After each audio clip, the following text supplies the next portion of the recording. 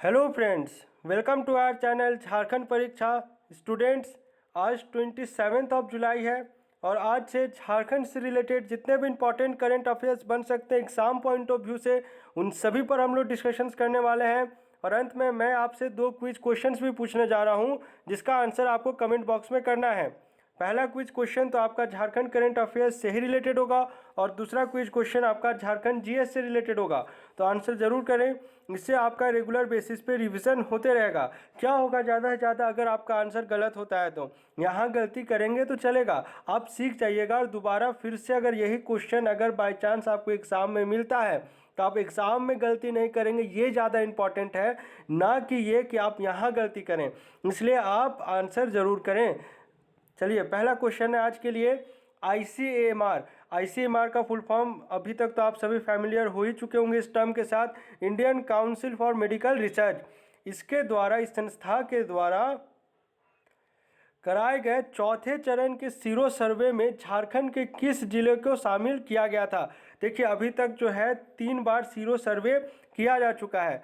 Sero survey का M होता है ये पता लगाना कि झारखंड में या जिस जगह पर भी किया जा रहा है, जिस जिले में भी किया जा रहा है, वहाँ पर कितने प्रतिशत लोगों के बीच जो है कोरोना से लड़ने वाली एंटीबॉडी बन चुकी है। यानी ऐसे लोग जिन्हें कोरोना तो हुआ और वे खुद भी मतलब अपने से ही ठीक हो गए, मतलब बॉडी का जो इम्यूनिटी सिस्टम इतना अच्छा था कि वो खुद रिकवर हो गए और उन्हें पता भी नहीं चला कि वो कोरोना से इन्फेक्टेड हुए थे। तो इस प्रकार से कितना केसेस है ये पता लगाना ICMR का काम है। तो ये जो है 3 चरण पहले से किया जा चुका झारखंड, इसमें डिफरेंट डिस्ट्रिक्ट्स को सिलेक्ट किया गया था। ये तीनों चरण मैंने आपको अच्छे से पढ़ाया हुआ है जब जब इन सभी का रिपोर्ट्स आया था। ये जो है आपका सीरो सर्वे का 4th रिपोर्ट अभी आया है, जिसमें आपका 3 जिला सिमडेगा, पाकुड़ और लातेहार को शामिल किया गया था और बहुत ही चौंकाने वाली रिजल्ट्स इसके सामने आए हैं। मतलब अगर आप इन 3 डिस्ट्रिक्ट्स को कंसिडर करेंगे तो इन तीनों डिस्ट्रिक्ट के 60% से ज़्यादा ऐसे आबादी हैं जिनको कोरोना हुआ है और वो अपने आप अपने इम्यूनिटी के कैपेबिलिटी पे ये ठीक हो गया है। मतलब इन्होंने टेस्ट नहीं कराया कोरोना का, लेकिन इन्हें हो चुका था क्योंकि इनके बॉडीज़ में एंटीबॉडी पाई गई है जो कोरोना से लड़ने में इफ़ेक्टिव है। ठीक है, चलिए हम लोग पॉइंट वाइज इसे थोड़ा सा इस रिपोर्ट को समझ लेते हैं। फर्स्ट पॉइंट है आपका, कोरोना की दूसरी लहर में लातेहार में 56.6 और सिमडेगा में 65.3% लोगों में कोरोना की एंटीबॉडी पाई गई है। वहीं पाकुड़ में 44% लोगों में एंटीबॉडी पाई गई है। पाकुड़ जिले के 77%, लातेहार के 83.3 और सिमडेगा के 81% स्वास्थ्य कर्मियों में भी एंटीबॉडी पाई गई है। तो ये जो टेस्ट किया जाता है ना, ये ऑन अ रैंडम बेसिस किया जाता है। ऐसा नहीं कि एक पर्टिकुलर जगह से ही लोगों को सिलेक्ट करना है, ऐसा नहीं है। कुछ फ्रंटलाइन वर्कर्स को सिलेक्ट करना है और कुछ रैंडमली जो है जो ज़्यादा एक्सपोज हो सकते हैं, जैसे जिनका बिजनेस हो गया, थोक विक्रेता, सब्जी मंडियाँ हो गई, वहाँ से सैंपल कलेक्ट किया गया था। तो ICMR द्वारा मई और जून के महीने में सीरो सर्वे के लिए सैंपल लिए गए थे। तीनों जिलों में कुल 1533 लोगों के रैंडम सैंपल लिए गए थे, जो मैंने अभी आपको समझाया। ये उन लोगों के सैंपल थे जिन्होंने कभी कोरोना टेस्ट नहीं कराया था। इनमें 923 लोगों में एंटीबॉडी पॉजिटिव पाई गई। तो आप देख रहे हैं ना यहाँ पर ये रेशियो, मतलब आपका 60% से भी ज़्यादा है ये। यानी ये लोग कहीं ना कहीं कोरोना वायरस से संक्रमित हुए थे, लेकिन इन्हें पता नहीं चला और ये स्वस्थ भी हो गए। यानी इनकी इम्यूनिटी सिस्टम काफ़ी अच्छी है या स्ट्रांग है कह लीजिए। तीनों जिलों में 60% लोगों में एंटीबॉडी पाई गई थी, जो मैंने आपको बताया। अब एक चीज़ नोटिस करेंगे, कौन कौन जिला, देखिए पाकुड़ हो गया, लातेहार हो गया, सिमडेगा हो गया। लातेहार सिमडेगा जो है आपका कृषि प्रधान जिला है, इंक्लूडिंग पाकुड़। जहाँ के लोग, आप इससे एक चीज़ पॉइंट आउट कर सकते हैं, जहाँ पे ज़्यादा हार्ड वर्किंग होता है या रूरल पॉपुलेशन जहाँ पर ज़्यादा हो रहा है, वहाँ पर जो है वहाँ की लोगों की इम्यूनिटी जो है as compare to urban population काफ़ी ज़्यादा स्ट्रॉन्ग होती है। ये आप इस सीरो सर्वे से निष्कर्ष निकाल सकते हैं कि निचोड़ है इस सीरो सर्वे का, और इसे आप कहीं ना कभी आप पॉइंट आउट कर भी सकते हैं क्योंकि आपके पास काफ़ी एविडेंस है यहाँ पर। चलिए सेकंड पॉइंट में आइए, किस योजना के तहत तैयार टिम्बर प्लांट को, मतलब टिम्बर प्लांट की खरीद कर बिरसा हरित ग्राम योजना से पौधारोपण के लिए उपयोग किया जाएगा। से नहीं है, में होना चाहिए यहाँ पर। चूँकि यहाँ पर आपका बिरसा हरित ग्राम योजना का जिक्र हो रहा है, इसलिए आपको इस योजना के बारे में पता होना चाहिए। और ये जो जानकारी दी गई है, ये दी गई है मनरेगा आयुक्त जो अभी प्रेजेंट में है राजेश्वरी बी, इनके द्वारा ये सूचना प्रोवाइड कराई गई है। अब इसमें क्या है, आपको तो पता ही होगा, बिरसा हरित ग्राम योजना के तहत जो है आपका जगह जगह पे गड्ढे करके, जैसे आपने देखा होगा ना, ऐसे केज बनाकर यहाँ पर हम लोग पौधा रोप रहे होंगे, यहाँ पर फिर से केज को इस तरह से अच्छे से ढक दिया जाता है, यहाँ ओपन रहता है यहाँ पर, फिर इसी प्रकार से ढेर सारा यहाँ पर केजिंग किया जा रहा है, बनाया आप देखते होंगे आसपास में। तो यही मोटो है कि ज़्यादा से ज़्यादा रूरल पॉपुलेशन को इससे जोड़ा जाए और हेल्पिंग हैंड इसमें मनरेगा को लिया गया है।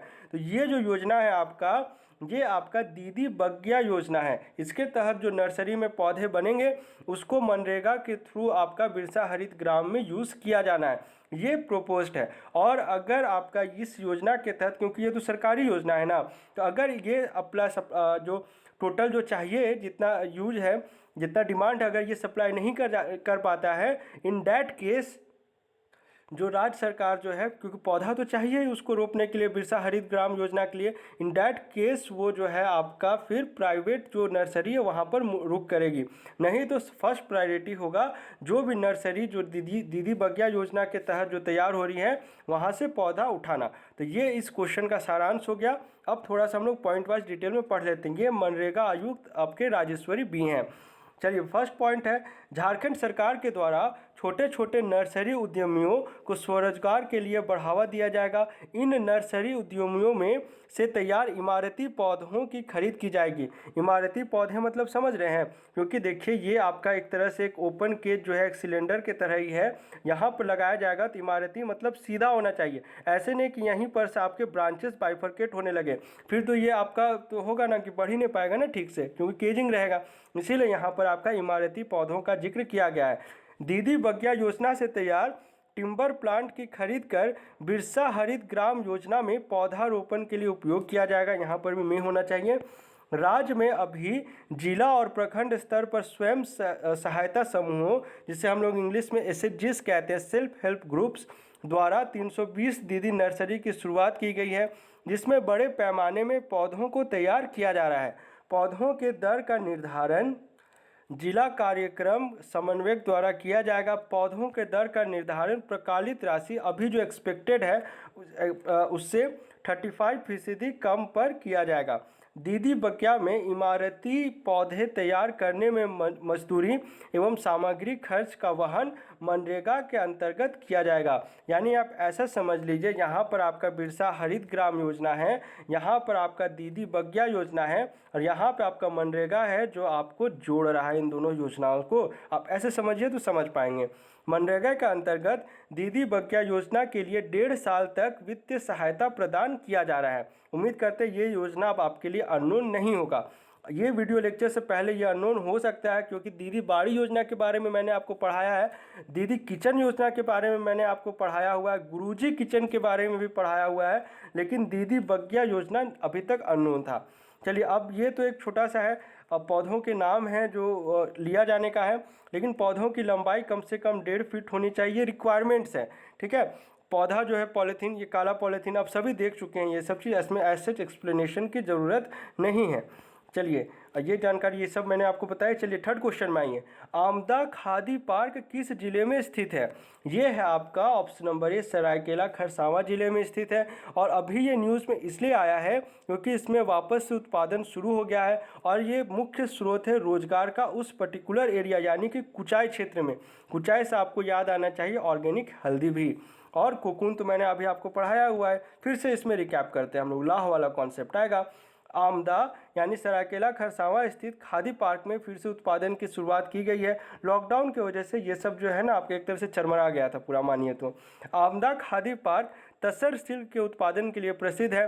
खादी पार्क का निर्माण इस सोच के तहत हुआ था कि एक ही जगह पर रेशम के कोकून धागा निकालने, उसकी बुनाई करने और थान बनाने की सुविधा उपलब्ध कराई जाए। तो ये मोटिव था इसके पीछे। कोरोना की वजह से ये तो मैंने आपको समझा ही दिया, लेकिन धीरे धीरे जो है ये वापस अपनी जो है रफ्तार पकड़ रहा है। फिलहाल जो है एक मंथ में आपका मंथली 70 से 100 किलो तसर सिल्क का उत्पादन होता आ रहा है। तो ये जो ब्राउन में किया हुआ है उससे थोड़ा सा समझिएगा आप। सरायकेला खरसावां के तसर सिल्क की गुणवत्ता देश में सबसे अच्छी मानी जाती है। यहाँ के वातावरण तसर उत्पादन के लिए सबसे ज़्यादा अनुकूल है। एटमॉस्फेयर फेवरेबल रहना चाहिए, तभी प्रोडक्टिविटी हाई होती है। ये सब कॉन्सेप्ट्स आप समझ रहे होंगे, उम्मीद करते हैं, क्योंकि चैनल से बहुत दिन से जुड़े हुए हैं। अर्जुन के पेड़ों में रेशम के कीटों को पालने और उससे सूत उत्पादन का काम यहाँ काफ़ी पहले से होता आ रहा है। चलिए फोर्थ क्वेश्चन में आइए, और ये इंपॉर्टेंट क्यों है मैं आपको समझा देता हूँ। झारखंड में अब आयुष्मान भारत प्रधानमंत्री जन आरोग्य योजना को किस नाम से जाना जाएगा? तो ये क्वेश्चन पहले आप आंसर सुन लीजिए। आंसर है इसका आयुष्मान भारत मुख्यमंत्री जन आरोग्य योजना। तो सिर्फ यहाँ तक जानना आपके लिए सफिशिएंट नहीं है, क्योंकि अगर आप सिर्फ यहाँ पर इसे आप एक वन लाइनर के थ्रू समझिएगा तो हो सकता है फ्यूचर में भूल जाए। देखिए, सेंटर और स्टेट आप अभी तक बहुत बार देखे होंगे कि हर बार कॉन्फ्लिक्ट होते आ रहा है। तो ऐसा क्या हो गया कि सेंटर एक ही बार में मान जाता है स्टेट गवर्नमेंट की डिमांड को कि हम लोग प्राइम मिनिस्टर के जगह हटाकर उसे चीफ मिनिस्टर इसका नाम में चेंजेस करेंगे। कुछ तो ऐसा वैलिड रीज़न होगा ना झारखंड स्टेट गवर्नमेंट के पास, तो वो रीज़न को समझते हैं, और तो फिर ये क्वेश्चन आपको जो है लंबे समय तक याद रह पाएगा। और आयुष्मान भारत योजना तो सभी को पता ही है। चलिए, पहला पॉइंट है आपका आयुष्मान भारत प्रधानमंत्री जन आरोग्य योजना को अब झारखंड में आयुष्मान भारत मुख्यमंत्री योजना के नाम से जाना जाएगा। इस पर जो है राज्य सरकार मतलब अनुरोध किया था राज्य सरकार ने केंद्र सरकार से, और केंद्र सरकार ने अनुमति प्रदान कर दी है। योजना का सिर्फ नाम बदला गया है, सुविधाएं सभी पहले की तरह ही होंगी। अब थोड़ा सा रीज़न समझिए तो आपको अच्छे से समझ आएगा। रीज़न है आपका एक्चुअली में, योजना के तहत 57 लाख परिवारों को 5 लाख तक के उपचार की सुविधा मुफ्त कराई जाती है। झारखंड की बात करें, परिवार ध्यान से सुनिएगा, 57 लाख है, ठीक है। अब इसमें सेंटर स्टेट वाला पाइए, इसमें 27 लाख परिवार के बीमा का प्रीमियम पर आने वाला खर्च का 60% हिस्सा यानी 120 करोड़ जो है वो केंद्र सरकार देती है, और 40% यानी कि लगभग 80 करोड़ राज्य सरकार देती है। तो 57 में से आपका 27 लाख में सेंटर और स्टेट दोनों का कंट्रीब्यूशन यानी सेंटर प्लस स्टेट दोनों का है। जबकि जो 30 लाख बच गया ना, क्योंकि 27 30 57 30 लाख जो बच गया उसका पूरा खर्च जो होता है वो राज्य सरकार लेता है। यानी आप यहाँ पर देख रहे होंगे कि राज्य सरकार का ज़्यादा यहाँ पर पार्टिसिपेशन या कंट्रीब्यूशन है, इस कारण से यहाँ पर नाम बदला गया है इसका। उम्मीद करते क्वेश्चन आपको समझ आ गया होगा। प्रीवियस कुछ क्वेश्चन था आपका, इसमें से किसकी खेती को अब झारखंड में कृषि का दर्जा मिलेगा? बहुत लोग आम के साथ जा रहे थे, लेकिन आम इसका आंसर नहीं होगा, वो दूसरे क्वेश्चन में था। आप कंफ्यूज कर गए। 3 जो फलों का नाम मैंने बताया था ना, वो यहाँ पर खेती का दर्जा पर नहीं है।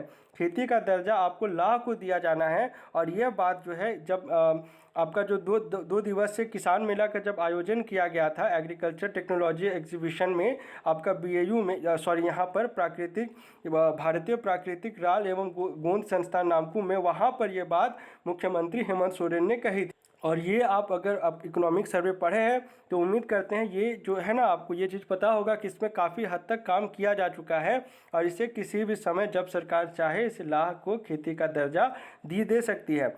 कमल द झील का निर्माण किस शासक ने करवाया था? आप सभी ने इसका करेक्ट आंसर किया है, राजा मेदिनी राय, क्योंकि ये आपका जो है जो PTR है उस आसपास में आता है। चलिए, आज के लिए आपका क्वेश्चन ध्यान से समझिएगा। 2 तरह से क्वेश्चन आपसे पूछा जा सकता है, कितने जिलों में सोलर पार्क स्थापित किए जाएंगे ऐसा पूछ लेगा, या फिर पूछ लेगा आपसे इनमें से किस जिले में सोलर पार्क का निर्माण नहीं किया जाएगा।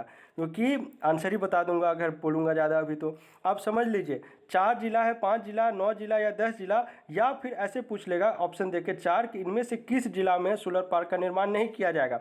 देखिए, एक है आपका सोलर सिटी, ये आपका बनाना है गिरिडीह में, ठीक है ना। एक है आपका फ्लोटिंग सोलर प्लांट, ये आपका अभी तक बस केतलसुट डैम में अभी तक रुपया प्रोवाइड कराया गया है फंडिंग, ऐसे बनाना है इसको। Dhurwa dam, Mecon dam, Maithon dam यहाँ पर भी है आपका।